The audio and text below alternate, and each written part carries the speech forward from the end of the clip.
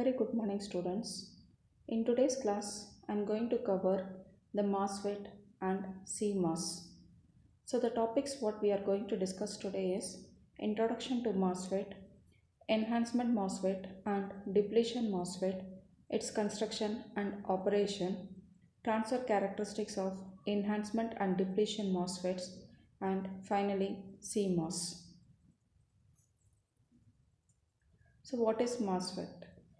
It is a metal oxide semiconductor field effect transistor and it is another category of field effect transistor. So this MOSFET, it is different from the junction field effect transistor where it differs is it has no PN junction, that is the gate of the MOSFET, it is insulated from the channel with the help of a silicon dioxide layer.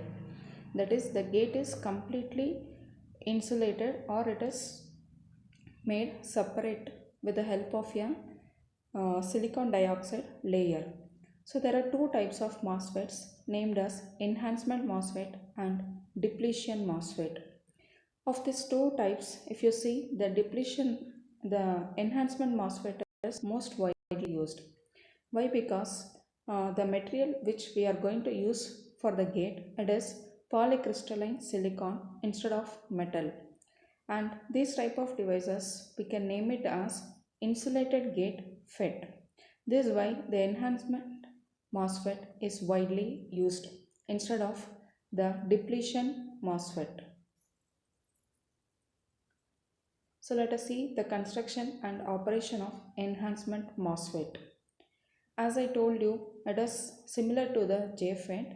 The only difference is the gate is separated from the channel with the help of SiO2 layer. You can observe the basic construction diagram which is given there. The SiO2 layer will segregate the gate from the P substrate. Thereby there will not be any PN junction across this gate and the source or with the gate with the drain. So how to operate this enhancement MOSFET is we can supply a DC voltage source of VGG across the gate, and there is another DC voltage VDD which is supplied to the drain with the help of a resistance RD. Thereby this voltage source will provide drain current which moves from the drain to the source. If VGG is completely zero, there will not be any flow of current inside the FET.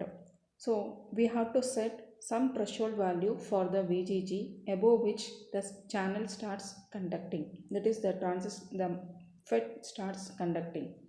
So if we provide a supply voltage VGG above the threshold, you can observe there will be a flow of electrons from the drain to the source, and this movement of electrons will constitute the drain current ID, and it is shown as a induced channel inside the diagram.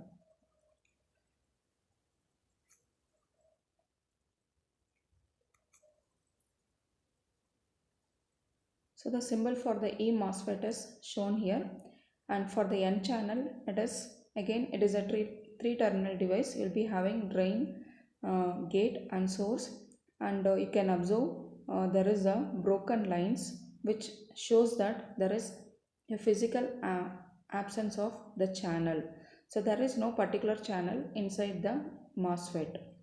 And similarly for the P channel, again there is a broken lines, and the difference between the N channel and P channel is the arrowhead.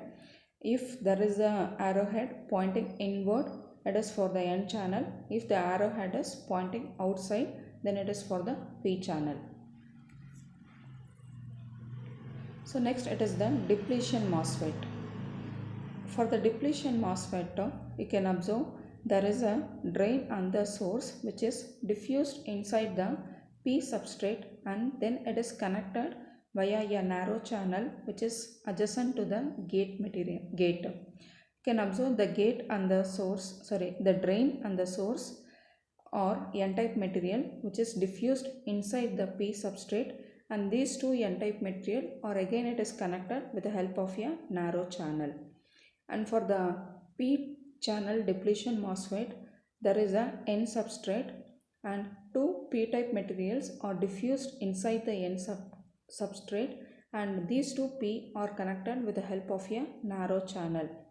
And the segregation of gate from the P substrate, it is done with the help of SiO2 layer and as well as polysilicon, polycrystalline silicon. And for the N channel, the P is the substrate, and for the drain and the source will be having an N-type material. Whereas for the P channel, N is the substrate, and for the drain and the source terminal, you will be having a P-type material. So in both the N channel and the P channel depletion MOSFET, you can observe there is a channel which connects the drain and the source directly. So as I told, the D MOSFET can be operated in either the depletion mode or enhancement mode. So it is also called as depletion or enhancement MOSFET. And you could have observed there is an insulation of gate from the channel, and this gate can be supplied with a positive or negative gate voltage, and this is done with the help of the external DC voltage VGG. And for the N channel MOSFET, it operates in the depletion mode when a negative gate to source voltage is applied, and if you want to operate in the enhancement mode, then a positive gate to source voltage has to be applied. And the D MOSFET, normally if you see, it will be operated in the depletion mode. And these are the symbols for the D MOSFET. And again, it is a 3-terminal device, drain, gate and source. And for the N channel, the arrowhead is inwards, and for the P channel, the arrowhead is always outside, pointing outside. So let us see the transfer characteristics of the enhancement MOSFET. So here we have an for the enhancement MOSFET, for the N channel, the VGS has to be positive, and for the P channel it has to be negative. This is what we have discussed now. So that characteristics is drawn for both the enhancement MOSFET, and for the N channel it is drawn between the positive voltage between the gate and the source versus the drain current ID. And for the P channel, it is the negative voltage gate source and the drain current ID. And you can observe from the characteristics that below VGS, which is represented as threshold, there is no drain current. Above that only the MOSFET starts conducting. So this is the minimum value of VGS which has to be set in order to operate the MOSFET. And similarly for the P channel also, we have the threshold voltage which has to be applied across the gate and the source. Below that there is no drain current. So these things we need to keep in mind while designing a MOSFET. As I told, there is no drain current when VGS is 0, that is when it is less than the threshold. And parallelly the current also, it is significantly, it is 0. And the voltage below where the drain current is 0, we have named it as threshold voltage VGS-TH. And the equation for the E MOSFET transfer characteristic curve, that is to find the drain current, the equation is ID is equal to K into VGS minus VGS threshold whole square, whereas K is a parameter which depends on the MOSFET what we are going to choose. So next it is depletion MOSFET transfer characteristics. As I told, the depletion MOSFET can be operated either with positive or negative gate voltages based on whether it is an N channel D MOSFET or P channel D MOSFET. And here we have drawn the transfer characteristics for the N channel, where in the x-axis we have the negative voltage between the which is applied between the gate and the source versus the corresponding drain current. And for the P channel, it is positive gate voltage versus the drain current ID. And what you can understand from the graph, it is for VGS off, the drain current is completely zero, and if the drain current is maximum, VGS will be 0. And similarly for the P channel, you can observe here, if VGS is equal to 0, you will be getting a maximum drain current of ID, which is represented as IDSS. And if the VGS off is for a VGS off, you can observe the drain current is completely 0. So this is about the characteristics of D MOSFET. So the next topic is complementary metal oxide semiconductor. So it is basically a combination of two MOSFETs, whereas we have used two enhancement MOSFET. One it is of N type, the other one it is a P type, and these two MOSFETs are connected as complementary pair here. You can observe in the diagram A where it is connected a NMOS and a PMOS as a complementary metal oxide semiconductor device, and this acts as an inverter. So what is inverter? Basically, you know, if the input is high, the output will be low. Similarly, if input is low, output will be high. That is, this device, it is going to act as an inverter. If input is high, output will be low. If input is low, output will be high. So this we are going to implement with the help of the two MOSFET. One is the N type and the other one is the P type. So here the construction is made such that both the gate of the NMOS and PMOS are connected to obtain a gate, single gate. And similarly the drain is also connected. The drain of the